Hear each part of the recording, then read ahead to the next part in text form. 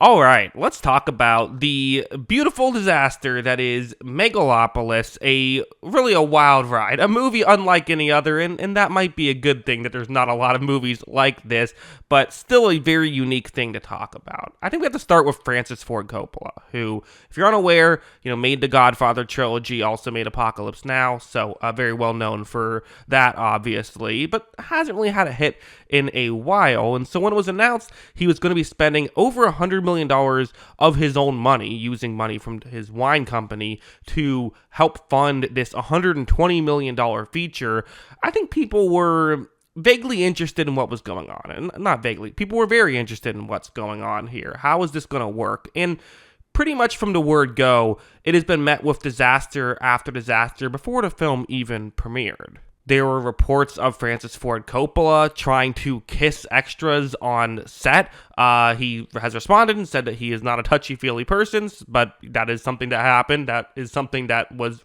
reported. There was also a marketing campaign where they decided to use the bad reviews as a way to try and help sell the film. The issue with this, though, was they took bad reviews that didn't exist. Many speculate it was an AI program doing this, or it was just someone being lazy. But either way, they had to take down that advertising because it was now untrue. So they made fake bad reviews about their own movie. There was a weird thing that happened when it premiered at a film festival where there was a live action part of this where someone went out in front of the crowd and interacted with the movie itself as it was playing. And to top it all off, it did not get very good ratings at the festival that it premiered. So fast forward to now.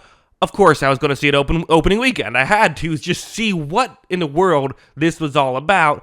And this is a slog to get through at times, I do have to say. So let's set up the movie. What is Megalopolis? Well, IMDb describes it as the city of New Rome is the main conflict between Caesar Catalina, a brilliant artist in favor of a utopian future, and the greedy mayor Franklin Cesario. Between them is Julia Cesario, her loyalty divided between her father and her beloved, which on paper actually seems pretty cool, right? That's an interesting concept, sort of asking about the questions of, for Adam Driver's character, his guy is essentially trying to build this city, Megalopolis, and he believes it's a inherent good to build something great, even if it does cause some people some harm in the short term. Whereas, Franklin in this movie, played by Giancarlo Esposito. He is the mayor, and his viewpoint is like, oh, well, that obviously it's not good to hurt these people in the short term.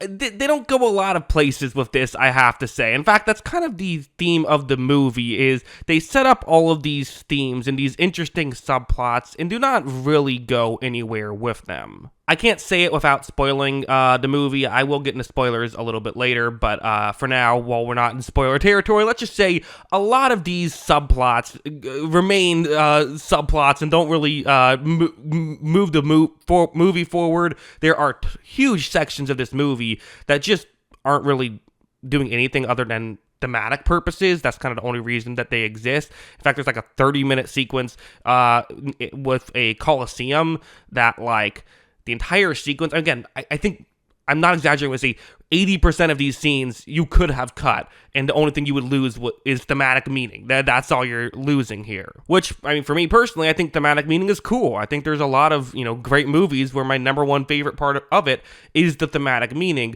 but at a certain point, the scenes have to matter too. You have to feel something when you're watching the movie. Otherwise, it's just not going to work, in my opinion. Some of the dialogue in this as well is just unbelievably unconvincing, is how I would describe it. It's almost, they're not, it's hard to figure out exactly the best way to describe it, but just, no one's really sounding like a real person.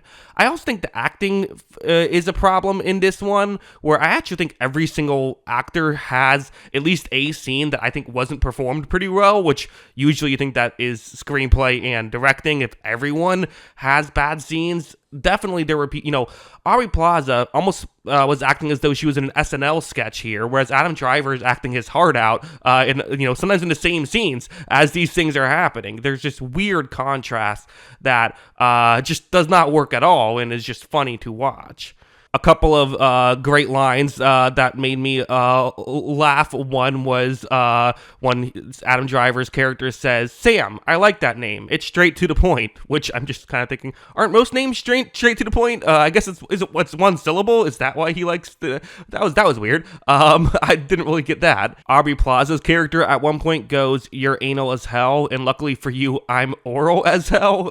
Again, a very, very bizarre dialogue here going on.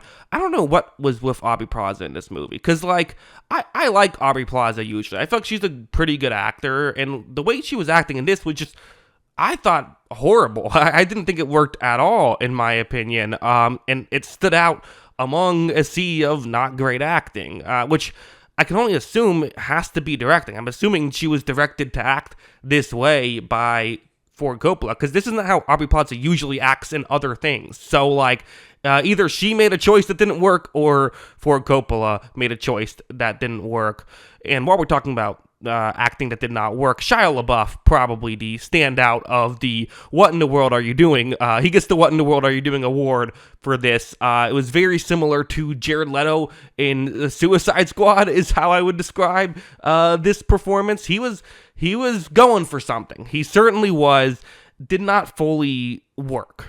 I posted this on my Letterboxd review, which you can follow me, by the way, Jackson Kruger, if that's your kind of thing, that this movie essentially felt like, you know, when you're listening to your grandfather, and your grandfather's, you know, kind of struggling to stay coherent and isn't really staying on track, and is, you know, saying something but then contradicting himself in the very next sentence, all of that stuff. It felt like you were watching a movie equivalent of that. Like, you're hearing a story, and it's kind of a story, but it's not really all there. This was a passion project for Francis Ford Coppola, and you know what? Good for him. He was able to make his passion project. I'm always gonna, credit someone for taking a big swing, even if it doesn't fully work, or in this case, in my opinion, doesn't even work at all. Even these scenes at the beginning that were coherent, in my opinion, still came off as very cheesy. So, while it didn't fully work for me, it was I'll give credit where credit's due. It was a big swing, and I'll say this as well. I really thought that a lot of the visuals in this I thought were very strong. Not all. There were a couple that bugged me, but for the most part, I thought the set design and the special effects and all that stuff was really strong, and I think that's where this movie thrived. Unfortunately, that's not enough to save a movie like this. It was baffling, to be honest. Should you see Megalopolis? I think I'm going to say no. I mean, this is a 1 out of 10 for me. This is not a good movie. The only reason you could see it is just to see what the chaos of it all is. I would recommend to not see it on the second half of a double feature like I did. I saw Wild Robot, which I'll have a review for that shortly. I don't have time now, but should you see this? I'm going to lean towards, again, do what you want, but I would probably say you can catch it on streaming later if you're really interested in it, and then you can sort of laugh at the weird parts when you're at home.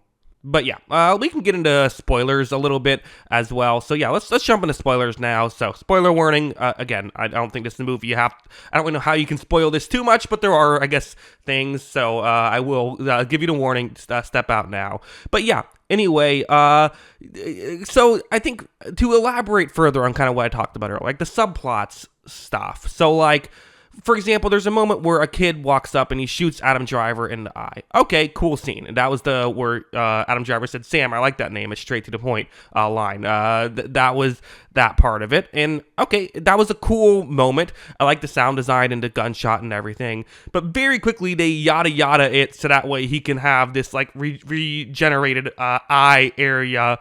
And you just can't help but kind of be wondering, well, why did we do that? What was the benefit of all of that? What was the point of that happening? Or even like the fact that Adam Driver can slow time down and then have it go forward again. Like, that seems like an interesting thing. It was thematic, but it didn't really do anything else. And while I keep saying thematic, I gotta be honest. I did not get a ton out of this thematically. Maybe someone else did, and more power to you. Every time I make a review, someone says, "Well, you didn't get the point. This was thematic for this, and this meant this part." Okay, well, I'm just giving my sometimes I do miss the point in movies, but this is my perspective on the movie. I can kind of get where some of it is going for somewhere, but like at the end, I'm just left wondering, what was the point of all this? The Shia LaBeouf character, who is like this power-hungry guy who is a Nazi, and then he kind of just dies. Like, there isn't like a big arc to his character. Same thing with Aubrey Plaza, who is power-hungry, and then she just gets shot and killed.